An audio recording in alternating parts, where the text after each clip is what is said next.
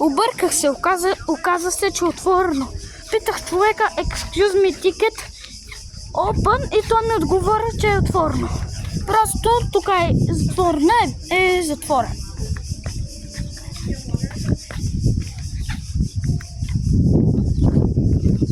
Тук някакви събития ще има, ама те са на юли, колкото виждам.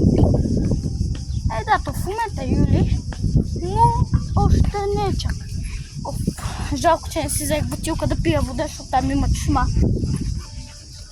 Ето, тук трябва да се влиза. Да, ето, от тук се влиза. Обаче сега трябва да питаме човека за билети. Какво? Какво? Спри го! Що ще го взема? Ето, това се около нас.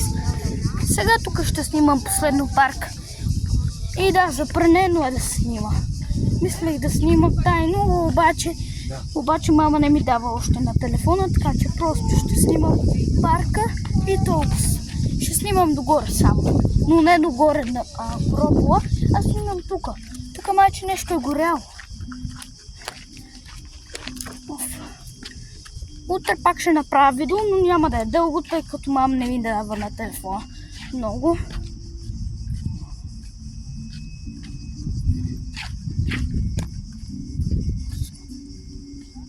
Ето.